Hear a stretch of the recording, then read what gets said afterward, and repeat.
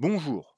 Le Bitcoin sera-t-il bullish dans les mois qui viennent? C'est ce que nous allons voir dans l'analyse du jour. Mais avant de commencer, n'oubliez pas de vous abonner, de mettre un petit pouce bleu et de laisser un commentaire.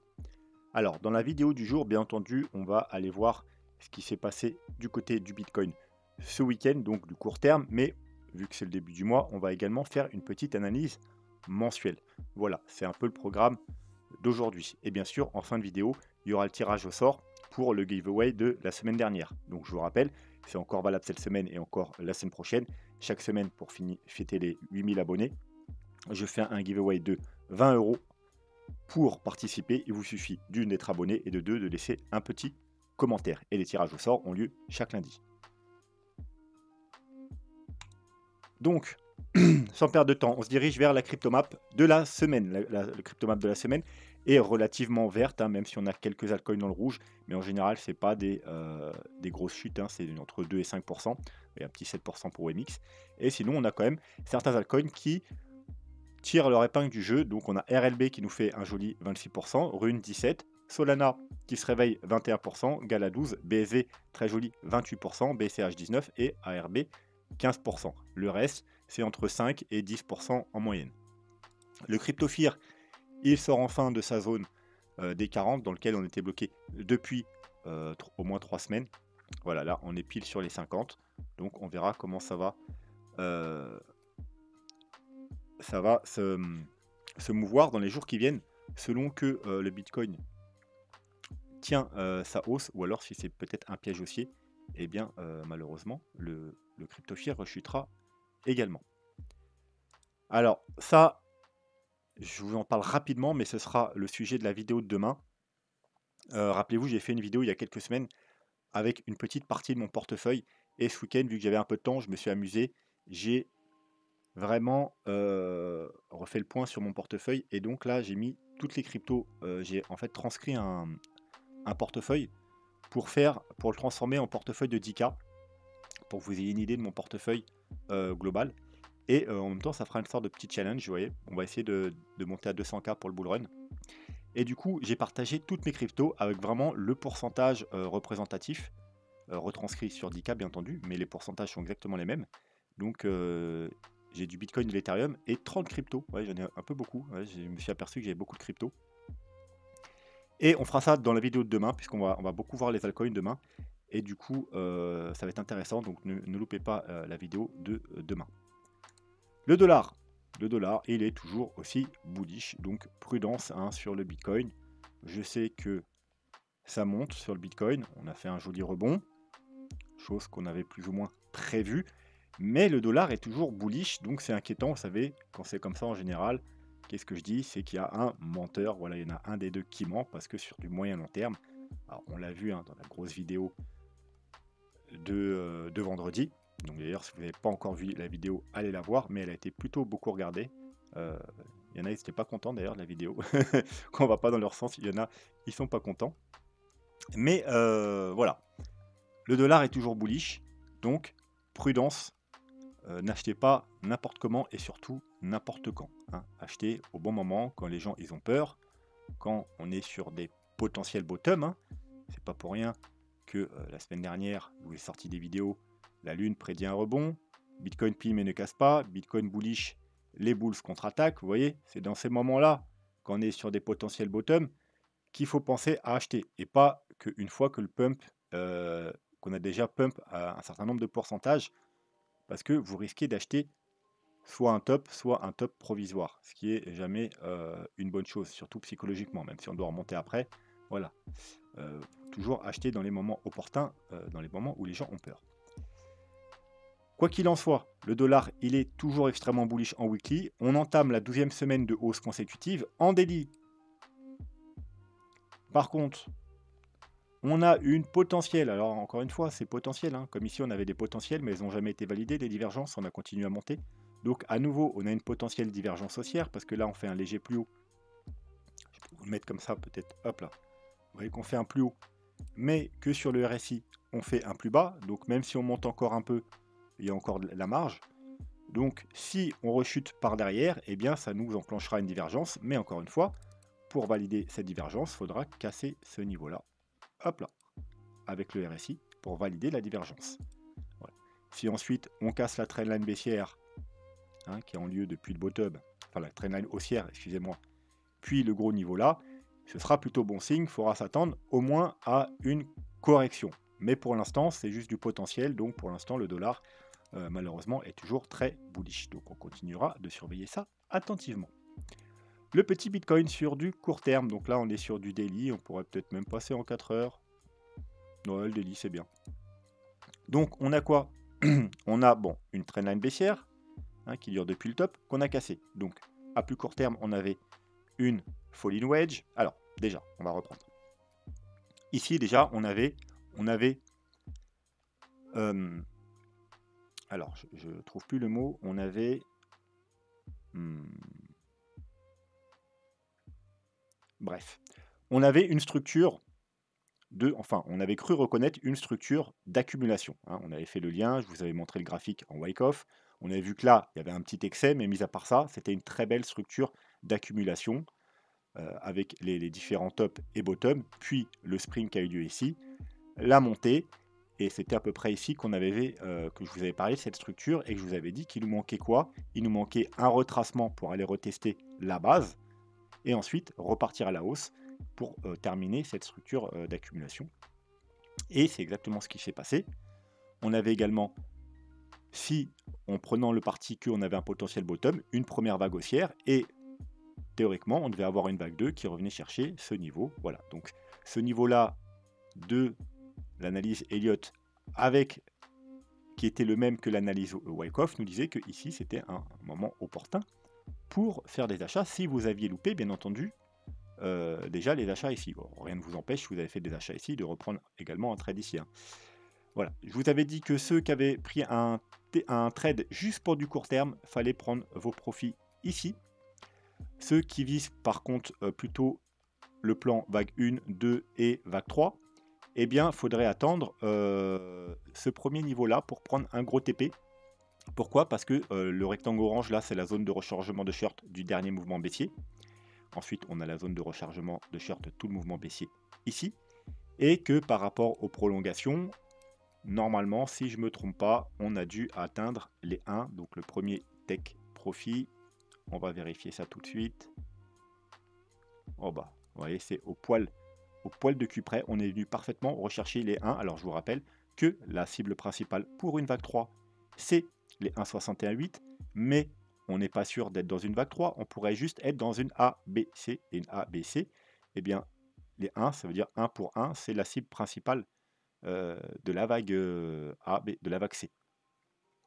Et pour l'instant, jusqu'à preuve du contraire, on n'est pas sûr d'être dans une vague 3, on pourrait très bien être dans une vague C. Là, on a fait une correction en ABC, on corrige ce mouvement ou même tout le mouvement, et ensuite on repart à la baisse. Donc c'est pour ça que ici, c'était premier TP à prendre pour ceux qui visent la vague 3. Et ensuite, bien entendu, le plus gros TP, voire même la clôture du trade, ou un très gros TP, sera à prendre sur les 1,61,8, qui est la target principale de la vague 3. Voilà. Personnellement, j'ai pas pris ce trade. Pourquoi j'ai pas pris ce trade? Tout simplement parce que moi, j'ai pris trade ici. Donc, j'avais pris un trade long terme sur l'Ethereum et le Bitcoin. Donc, pour viser, pareil, vague 3 et 5. Donc, et un trade court terme que j'ai clôturé ici. Hein, j'avais déjà clôturé ici sur les 27 400 $. Donc, j'avais clôturé. Donc, il me reste seulement mes deux trades long terme. Et du coup, vu que j'étais déjà en trade et que j'avais pris en plus un short ici que j'ai clôturé ici, et bien du coup j'ai pas pris de nouveaux trades et j'ai toujours mes deux trades aux 25 167 et 1545 sur le Bitcoin. Mais ces deux trades, c'est des trades long terme et je joue la vague 5. Donc je joue un potentiel bottom ici. Voilà pourquoi je n'ai pas clôturé les trades et je n'ai pas non plus pris de profit. Voilà.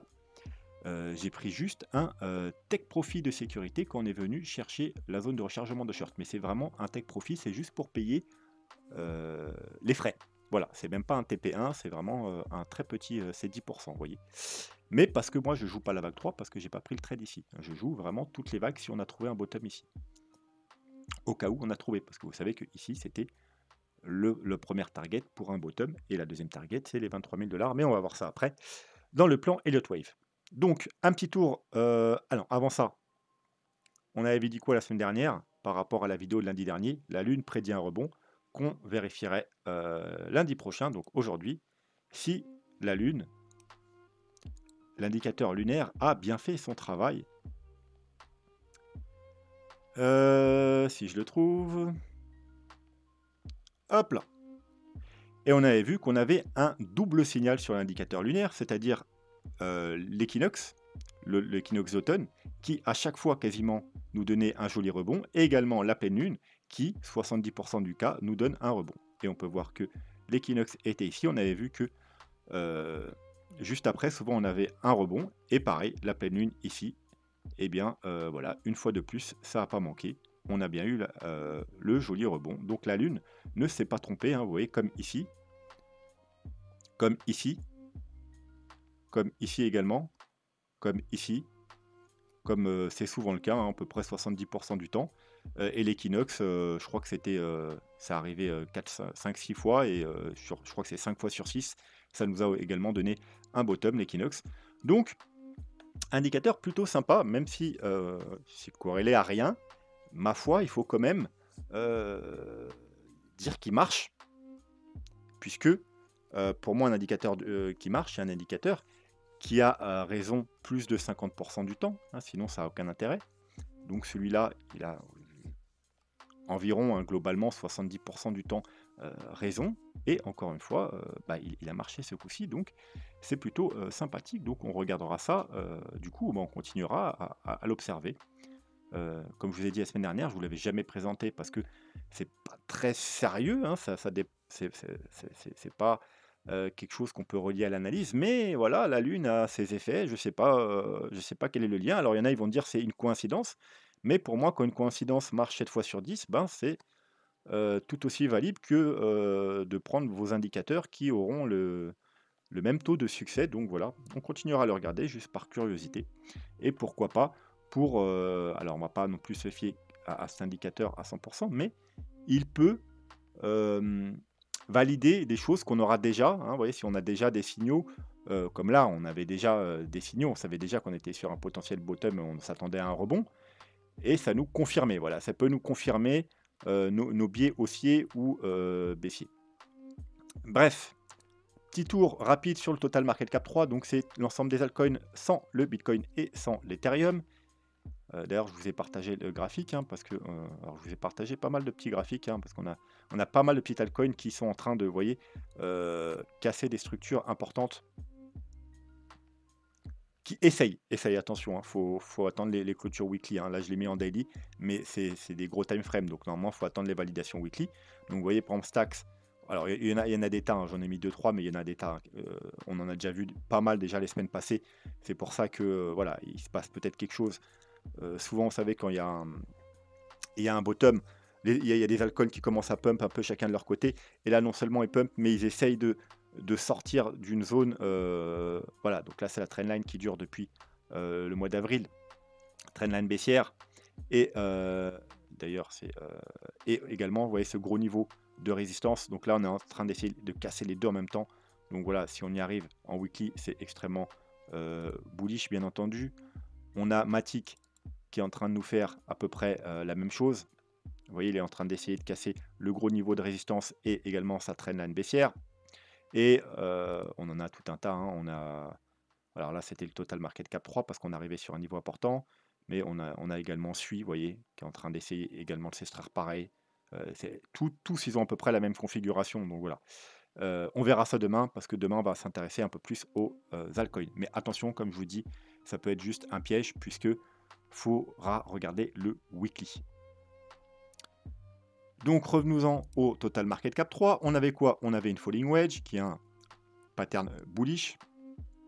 On s'en est extrait. On est venu rechercher le premier niveau que je vous avais donné. C'est ce niveau-là. Vous voyez alors c'est une ligne fine, hein, parce que c'est pas le niveau le plus important.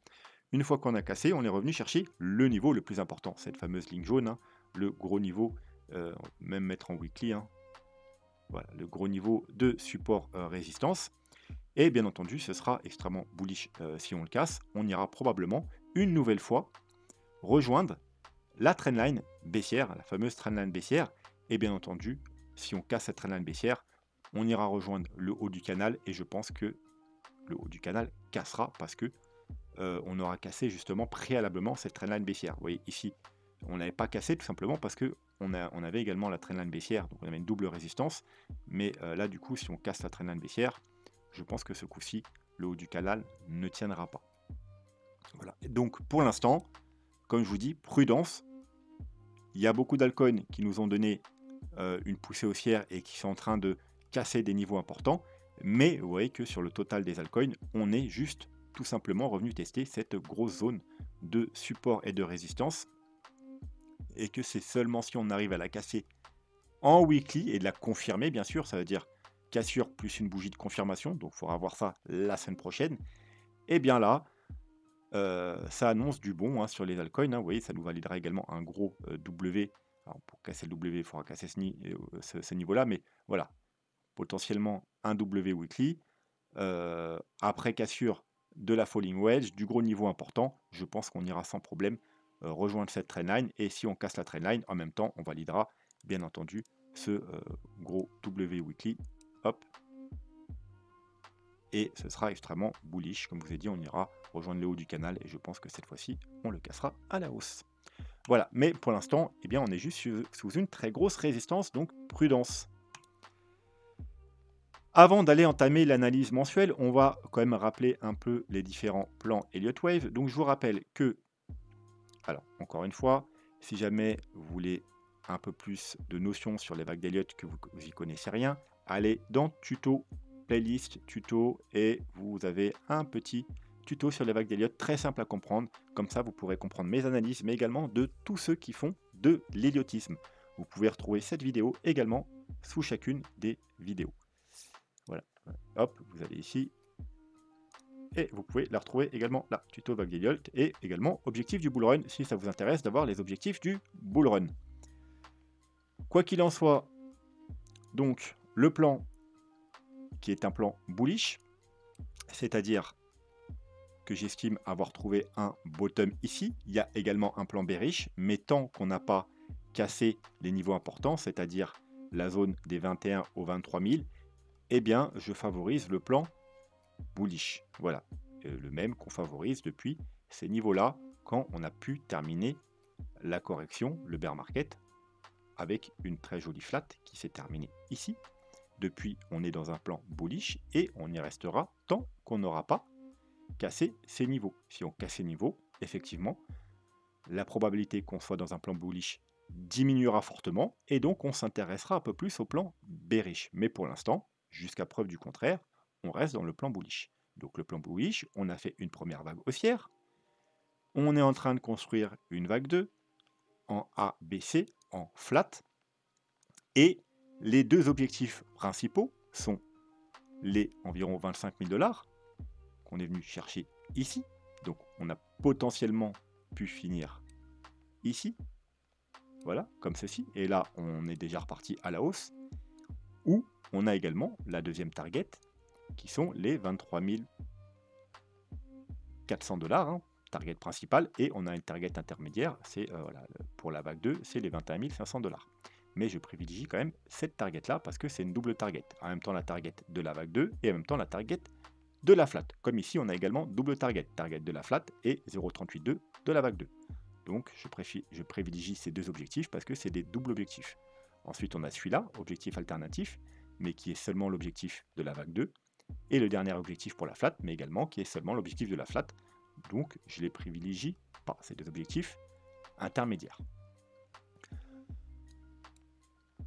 Donc la vague C doit se faire en 5 vagues, donc on avait vu qu'il y a deux possibilités, 1, 2, 3, 4, 5, hop, c'est fini, on a trouvé un bottom ici, c'est pour ça qu'on a fait des potentiels achats ici, au cas où on avait trouvé un bottom.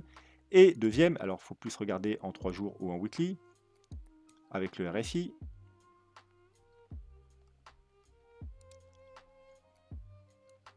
Et là du coup, on aurait fait une vague 1, une vague 2, une vague 3, et là on est en train de faire une vague 4, donc une vague 4, et ensuite on aurait une vague 5. Seulement, si on va plus haut que le niveau qu'on est allé actuellement, on va redépasser le bas de la vague 1. et donc c'est annulé. Voilà, parce que la vague 4 ne veut pas redépasser la vague 1. Donc là, pour l'instant, c'est bon, ça a arrêté pile au bon niveau. Mais si on devait aller un peu plus haut, hein, aux 28 900 $, ça annulerait ce scénario baissier. Ce qui veut dire qu'il y aurait deux solutions. Soit, eh bien, on a trouvé le bottom ici, ou soit le scénario n'est pas bon. C'est deux possibilités. Donc, d'après ce scénario, si on va un peu plus haut, on a trouvé un bottom ici. Voilà, on ne peut plus aller plus bas. Donc, vous allez me dire, du coup, qu'est-ce qu'on fait? Si jamais on va un peu plus haut, mais que, au final, après, on rechute. Eh bien, tout simplement, il faudra aller sur le scénario alternatif, qui est tout simplement ceux qui suivent CMA, c'est le scénario de CMA. Alors, d'ailleurs, je ne sais pas si j'ai pas inversé, si là, c'est pas une WXY, et là, c'est pas une ABC. Enfin bref, ça change pas grand-chose. Donc lui, ce scénario-là, on est toujours dans une vague 1, 2, avec pour objectif principal les objectifs de la vague 2 qui sont encore une fois les 23 000 et les 21 500 $ à peu près. Mais ça va durer plus longtemps parce que on est dans une ABC qui doit aller rechercher ici à WXY. Alors comme je dis, j'ai peut-être inversé, mais ça change rien, c'est des mouvements en 3 mouvements.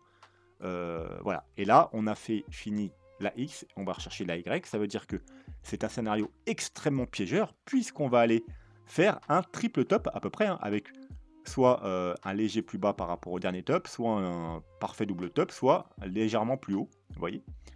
Donc là, forcément, c'est le scénario le plus piégeur, puisque tout le monde, du coup, pensera que c'est bon, la correction est finie. Et en fait, non. On rechutera pour enfin aller chercher cette zone, potentiellement, des 21, 23 000 $. Mais voilà, c'est un scénario extrêmement piégeur, mais qui va plutôt bien avec le fait que on a une très longue consolidation avant un pump. Hein. Vous voyez, ça nous emmènerait au mois de probablement au mois de janvier, février, donc juste un peu avant le halving, et juste un peu avant le halving, on commencera du coup à monter pour être bullish pendant le halving. C'est un scénario tout à fait plausible, même si c'est pas mon scénario principal. Voilà, donc si jamais on casse ici, on va un peu plus haut, soit on aura trouvé un bottom ici, soit on sera dans ce scénario, et il faudra être très prudent ici. Alors, quand est-ce que ce scénario sera invalidé? Tout simplement, si on casse les... alors, j'ai pris le mauvais truc. Les 1,23,6. Parce que là, on est dans ABC, une flat. Une flat, alors oui, alors, de très rares cas, ça monte au 1,61,8. Mais c'est tellement rare que pour moi, si on casse les 1,23,6, eh bien, on sera probablement... Voilà, donc les 1,23,6 ici. Je vais mettre une grosse ligne. Parce qu'une flat, je vous rappelle, hein, c'est de 0,90 à 1,23,6. Et dans de rares cas, de très rares cas, ça va chercher les 1,61,8. Je vais quand même mettre une ligne ici, hein, pour ceux qui veulent que je la mette. Mais pour moi, si on dépasse les 1,23,6, eh bien ce scénario sera annulé et je considérerais qu'on ait trouvé du coup un bottom ici. Alors on va enlever ça pour y voir plus clair. Voilà. Donc si on passe les 33 000 $, je considère que ce scénario aura peu de chance, très peu de probabilité d'être le bon et qu'on sera plus du coup dans celui-là avec un bottom ici tout simplement. Voilà. Mais sachez que concrètement, théoriquement, on peut aller rechercher les 1,61,8, mais ça arrive très peu souvent et c'est proche des 36 000 $. En plus, vous savez, c'est un niveau très important. D'ailleurs, je sais qu'il y a certaines personnes qui attendent. Je crois que c'est qui attend ça? Je crois que c'est le roi du Bitcoin. C'est longtemps qu'il parle, alors nous on a déjà parlé, mais lui ça fait longtemps qu'il a pour target des 36 000 et il pense que 36 000 après on aura une rechute. Eh bien ça collerait parfaitement avec ce scénario, avec une flat qui irait au 1,61,8. Pour moi, si on passe les 33 000 $, on aura passé les fameux 32 000 $. Alors si on les passe en weekly, personnellement, je pense que ce scénario sera invalidé et qu'on aura trouvé un bottom ici. Mais voilà, gardez en tête quand même les 36 000 $, c'est possible, même si ça arrive très peu souvent. Allez, un petit tour du coup sur l'analyse weekly. On va commencer weekly, mensuel. Il n'y aura pas d'analyse weekly cette semaine. On va se concentrer sur l'analyse mensuelle. Donc, on va commencer tout simplement par un petit RSI. Donc, le RSI, eh bien, on s'inquiétait le mois dernier, mais on est sauvé. Tout simplement parce que le mois dernier, on était en train d'embrasser, hein, de fricoter avec cette petite ligne, cette moyenne mobile du RSI. Et comme on peut le voir, en général, quand on est au-dessus, on est en bull run, et quand on est en dessous, on est en bear market, bull run, bear market, bull run, bear market, bull run, bear market, hein, et puis en bear market, vous voyez, faire résistance. Et on avait dit que malheureusement, si on a un mois de septembre baissier, on risquait de passer en dessous. Et ce serait plutôt dangereux parce qu'on rentrerait en territoire de bear market. Eh bien, le mois de septembre n'a pas été si bearish que ça, hein, comme beaucoup de monde s'attendait à un mois de septembre bearish. Et non, il finit dans le vert, hein, donc on a sauvé ce niveau. Donc c'est plutôt bon signe pour le moment. Tout va bien sur le RSI, on est toujours dans un scénario de bull run. On voulait également, alors c'était plus en weekly, mais sauver le niveau c'était les 40...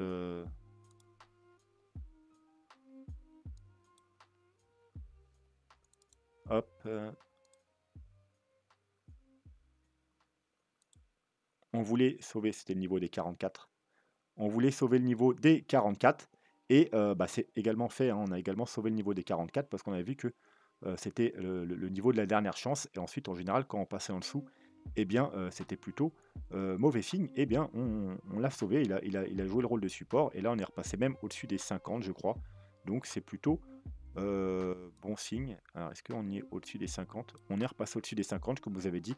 C'était voilà, un petit fake out, mais il fallait pas, surtout ce qu'il fallait pas faire, c'était pullback et repartir à la baisse, parce que là, ça va être extrêmement dangereux, mais on a réussi à repasser au-dessus. Donc, tout va bien du côté du RSI, que ce soit en mensuel ou en weekly. On a sauvé une catastrophe, du moins pour le moment.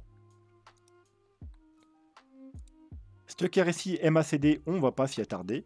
C'est toujours, hein, on a eu nos confirmations bullish ici, quand on a recroisé et qu'on est repassé au-dessus de la zone de survente, hein, comme on a fait dans les précédents bear market. Hein, donc, signal sur le stock RSI de nouveau bull run ici. Hein, donc, on a eu ce signal-là environ au mois de février-mars. Et ensuite, on a eu la confirmation du MACD quand il est repassé dans le vert au mois de juillet. Et pareil, on pouvait, si on avait eu un mois de septembre pourri, peut-être recroiser à la baisse, mais vous voyez, pour l'instant, tout va bien, on est toujours bullish. Donc, niveau du stock RSI et du MACD, on est toujours bullish sur du long terme, donc tout va bien, on ne va pas perdre de temps avec cet indicateur. Les moyennes mobiles, donc on va commencer à effacer le graphique pour y voir plus clair. Donc, qu'est-ce qu'on a? Alors, ce qu'on veut, nous, c'est passer au-dessus de la EMA 21, tout simplement. La MA 21 du coup, tout simplement parce que en bull run on est au-dessus, en bear market on est en dessous, en bull run on est au-dessous, en bear market on est en dessous, en bull run on est au-dessus, en bear market on est en dessous. Donc ici on avait essayé de s'en affranchir, on n'a pas réussi au mois de juillet, on a rechuté. On est venu s'appuyer sur la MA 50 tout le mois de septembre, et là pour l'instant on repart à la hausse, et actuellement on est en train de passer au-dessus. Donc ce mois-ci va être extrêmement décisif. Si on arrive à clôturer au-dessus de la moyenne mobile 21, c'est un très gros signal. Bien entendu, il nous faudra une bougie de confirmation pour confirmer tout ça, mais ce sera déjà un très gros signal. Voilà, comme on l'avait eu ici, comme on l'avait eu ici, et comme on l'avait eu ici, bien évidemment. Voilà, si par contre on clôture en dessous, du coup, des environ 27 000 $, eh bien malheureusement, fort à s'attendre à une baisse, hein, et puis vous voyez, on n'a plus trop le support. Si on devait baisser, alors il faudrait mettre une moyenne mobile alternative, par exemple aller chercher la 75, mais sinon là, le gros support, hein, c'est autour des 15 000 $, malheureusement. Mais comme je vous ai dit, bien entendu, on peut quand même aller chercher la moyenne mobile alternative, voilà, qui se trouverait là, donc aux alentours des 20 000 $. Ensuite, on va aller voir du côté des moyennes mobiles exponentielles. Alors, contrairement en moyenne simple, on a réussi à passer la EMA 21 ici, mais on n'a pas réussi à décoller, vous voyez. Et puis on est revenu, on a rechuté, on l'a recassé, on est venu s'appuyer sur la EMA 50. Le mois de septembre, on a tout simplement range entre la EMA 21 et la EMA 50. Et là, pour l'instant, bah, vous voyez que c'est elle qui fait résistance, rejet. Voilà, petite mèche. Donc, encore une fois, comme avec les moyennes mobiles classiques, il faut clôturer le mois au-dessus des 28 000 $. Et ce sera extrêmement bullish, hein, parce que vous voyez, elle fonctionne un peu comme la MA classique. Hein. Bear market en dessous, en bull run en au-dessus, bear market en dessous, au-dessus, voilà. C'est un peu celle qui en mensuel nous définit les bull runs des bear market. Donc il faut clôturer le mois au-dessus des 28 000 $. Et bien entendu, ce sera bien que le mois d'après, on a une bougie de confirmation. Mais déjà, ce sera une très bonne chose si on arrive à clôturer le mois au-dessus des 28 000 $. Ce sera extrêmement bullish. Et au contraire, si on clôture le mois en dessous des 25 400 $, eh bien malheureusement, ensuite, c'est la moyenne mobile 100 aux 18 500, 19 000 $. Voilà, ça c'est pour les moyennes mobiles. Les bonnes de Bollinger.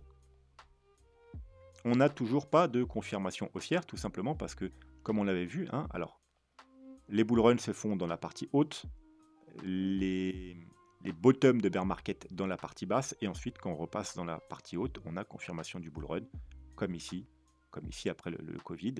Donc ce qu'on veut, c'est repasser dans la partie hausse. Là on est dans la partie bottom de bear market, début du bull run, et pour confirmer tout ça, il faut repasser dans la partie haute des bandes de Bollinger, c'est-à-dire au-dessus des 32 000 $. Ça tombe bien, c'est notre fameux niveau des 32 000 $, le niveau à passer pour graphiquement valider la rupture de cette structure qu'on a cassée à la baisse et qu'on reprendrait à la hausse. En gros, validation de changement de structure et donc de repartir sur une tendance haussière.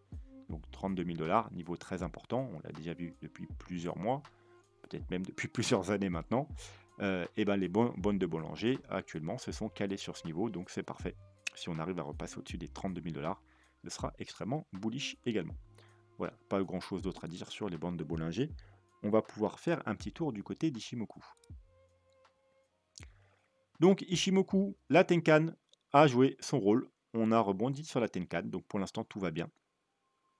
On est au-dessus de la Tenkan, alors on n'est pas bullish, hein, mais on n'est pas totalement bearish non plus. Prochain objectif, les 33 000 $. Et ensuite, si on arrive à casser les 33 000 $, bon, déjà vous savez que ce sera très bullish, mais par rapport à Ichimoku mensuel, on pénétrera dans le nuage, on sera probablement attiré vers le haut du nuage, et le haut du nuage, malheureusement, il y aura une énorme résistance, c'est-à-dire le haut du nuage, mais cumulé à cet énorme plat de Kijun.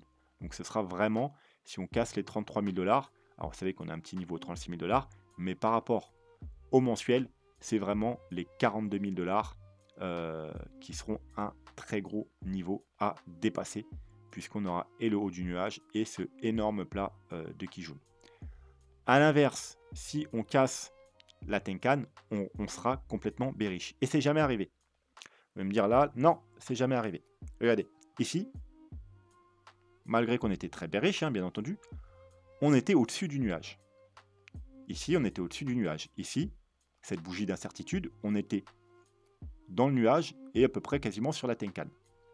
Et ici, on est repassé au-dessus de la Tenkan, mais en dessous du nuage. Mais à aucun moment, on s'est retrouvé en dessous du nuage, en dessous de la Tenkan et en dessous de la Kijun. Vous voyez, là, on était en dessous de toute cette partie-là, la Kijun et la Tenkan, mais on était quand même au-dessus du nuage. Là, on est au-dessus de la Kijun et du nuage, mais on est quand même au-dessus de la Tenkan. Si par contre, maintenant, on casse la Tenkan, on se retrouvera en dessous du nuage, en dessous de la Kijun et ensuite en dessous de la Tenkan. Ça veut dire qu'on sera bearish mensuel. Et la dernière fois que ça s'est passé, c'était là. Ici. On est passé en dessous, vous voyez, ici, regardez. Vous voyez qu'on a rebondi ici. Il y avait un triple résistance. Un nuage, bon, très fin, mais c'était quand même le nuage. Une Kijun, une Tenkan. Rejet, boum. Alors, c'est le choc du Covid. Mais graphiquement, ça avait du sens. Parce qu'il y avait une énorme résistance. Et ça nous a donné une grosse chute. Alors oui, c'est le Covid, mais quand même. Et sinon, c'était pratiquement jamais arrivé. Bon, ici, c'est dur parce qu'il n'y avait pas encore trop de nuages.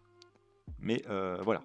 Donc, en tout cas, c'est sûr que ce ne sera pas une bonne chose. Donc, si on clôture en mensuel en dessous des 25 000, ouais, on va arrondir aux 25 000 $, ce sera compliqué. Parce qu'il n'y a plus aucun support en mensuel, ce sera le vide. Hein, c'est un peu de toute façon ce qu'on a vu sur les moyennes mobiles. faut éviter de clôturer le mois en dessous les 25-26 000 $. Donc ça, c'est pour Ishimoku. Et pour terminer, parce qu'on va se limiter un peu sur les indicateurs, hein. Si besoin, on ira en revoir quelques-uns cette semaine. Non, c'est pas le super trend que je voulais vous montrer. Mais ça tombe bien, vous voyez, le super trend, il est au 41 500 $. Vous voyez, pratiquement, comme on avait dit, au 42 000 $, le niveau d'avant. Niveau extrêmement important, bah voilà, c'est pareil. Hein, que ce soit sur Ishimoku ou super trend, ça nous dit que 41-42 000 $ sera un niveau extrêmement important. Et il y aura sûrement une petite correction quand on arrivera sur ce niveau. Mais vu que pour moi, on aura déjà totalement tout validé, je pense qu'on le cassera et qu'on repassera dans le vert en mensuel sur le super trend. Bref, c'est pas ça que je voulais vous montrer, mais c'était le sentiment. Ah y est, on a eu la confirmation. Alors, je vous rappelle, c'est l'indicateur des petits poissons. Comment ça se passe? Eh bien, tout simplement, en bull run, on a un corps de poisson. Donc là, il n'est pas entier parce que voilà, c'était le premier, on n'a pas tout l'historique, mais on avait un corps de poisson. Puis, on forme une petite queue de poisson en bear market. Ça veut dire que là, la ligne bleue croise la ligne rouge à la baisse, puis à la recasse, et on forme un nouveau corps de poisson. Donc ça nous donne une petite queue de poisson et un corps. Ensuite, quand on commence à inverser la tendance, eh bien, faut s'inquiéter, c'est le bear market. On valide le bear market ici, et on passe dans la dernière partie du bear market dans cette partie. Quand ça commence à s'inverser, on a le bottom, et on forme une nouvelle queue de poisson. On a le bottom et on a la validation du bull run ici. Vous voyez, ici. Et tout ça, on a le bull run. Quand ça commence à se retourner, on a le top, le début du bear market, la validation du bear market, le bottom du bear market, et encore une fois, ça commence à s'inverser. On a un bottom, et donc on a fait un nouveau corps de poisson, une nouvelle petite queue de poisson. On valide le nouveau bull run, on part en bull run. Quand on commence à s'inverser, on a le top du bull run. On continue, validation du bear market, nouveau corps de poisson, nouvelle queue de poisson, on chute, bottom, ça commence à se retourner, construction du bottom, et enfin, c'est ce qu'on attendait depuis plusieurs mois, le nouveau croisement, le début d'une construction d'un nouveau corps de petits poissons, validation du bull run. Alors, bien entendu, ça tient que à cet indicateur. Mais jusqu'à présent, il a été plutôt pertinent, aucun défaut, aucune faille. Voilà, sans faute, les petits poissons s'enchaînent et nous donnent à chaque fois les niveaux de bull run, de bear market, les niveaux de bottom, les confirmations. Donc, voilà, nouvelle confirmation. Et là, actuellement, si vous voulez même savoir exactement où on en est, eh bien, regardez, on va tracer une petite ligne là. Petite ligne jaune. Alors, on va la mettre en jaune, j'ai envie qu'elle soit en jaune. Voilà. Et on peut voir à quel moment on est sur les précédents bull run. Donc, on est ici, donc à ce niveau-là. Donc, effectivement, là, on a eu une petite chute due au Covid avant de monter. Mais si on enlève ça, eh bien, on aurait sûrement continué à stagner un peu et monter. On est ici. Vous voyez, donc en plein dans la phase de consolidation, dans le rectangle blanc. Donc, je rappelle à ceux qui n'ont pas vu les vidéos précédentes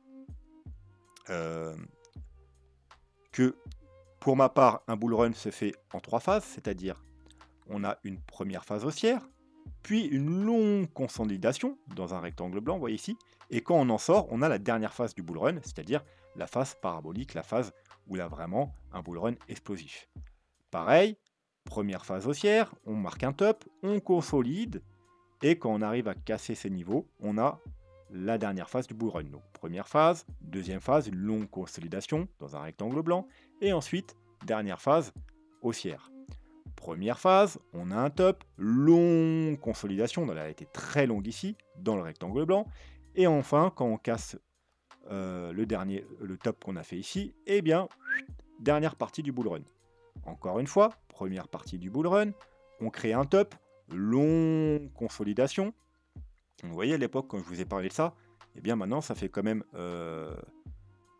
avril, 1, 2, 3, 4, 5, 6 mois. Et pour l'instant, vous voyez que ça tient plutôt la route, la longue consolidation, que je vous avais dit qu'on aurait droit à une longue consolidation. Eh bien, pour l'instant, je ne m'étais pas trompé, ça fait déjà 6 mois qu'on consolide. Et ensuite, quand on recassera le top de cette première lancée, hein, donc les 31 000 $, dernière partie du bull run. Voilà. Et donc, ici, on était parfaitement, vous voyez, au même niveau, dans le rectangle blanc. Et peu de temps après, juste avant le halving, on a cassé ce rectangle blanc et on a eu le bull run. Et ici, c'était un peu pareil. Vous voyez, on était même en train de sortir du rectangle blanc. Peu de temps, quelques mois avant le halving. Et ensuite, on a eu la troisième phase du bull run. Et là, encore une fois, c'est pareil. On est dans le rectangle blanc, quelques mois avant le halving. Et si tout se passe bien, on va sortir par le haut ici et enclencher la troisième phase du bull run, la hausse exponentielle. Voilà, si tout se passe bien, mais pour que ça arrive, bien entendu, il faudra casser les 32 000 $. Voilà, je pense que ce sera tout pour l'analyse. On va aller faire le tirage au sort maintenant sur pour le giveaway de la semaine dernière, donc 20 € en crypto-monnaie de votre choix. Donc j'ai pris la vidéo, celle-ci justement, Bitcoin plie mais ne casse pas. Et en tout, il y a 32 commentaires uniques, hein, parce que j'enlève les doubles commentaires, j'enlève les réponses, etc. Donc ça laisse 32 commentaires uniques, donc vous avez une chance sur 32. Bonne chance à tout le monde.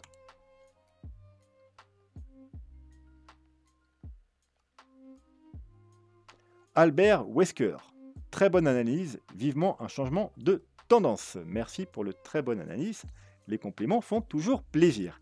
Eh bien, Albert Wesker, tu as gagné 20 € dans la crypto-monnaie de ton choix. Donc, il suffit que tu me laisses un message sous le commentaire ou sous la vidéo du jour. Et tu me donnes une adresse. Hein. Alors, évite une crypto-monnaie avec des gros frais, parce que ce serait dommage que je paye 10 balles de frais pour envoyer 20 €. Mais sinon, voilà, tu me donnes la crypto-monnaie de ton choix. Et dès que j'ai ton message, je t'envoie ça tout de suite. Voilà, donc si comme Albert, vous voulez gagner 20 €, eh bien cette semaine encore, il y a un giveaway, donc il vous suffit de vous abonner et de laisser un commentaire sous la vidéo. Voilà, sur ce, je vous souhaite une très bonne soirée. N'oubliez pas, demain, il y aura une vidéo super intéressante. Déjà, on va voir pas mal d'altcoins. Et également, on verra mon portefeuille et ce petit truc-là avec 10K une sorte de challenge, hein, 10K challenge qu'on va essayer de monter à 200K. Voilà, sur ce, je vous souhaite une très bonne soirée et je vous dis à demain. Tchuss!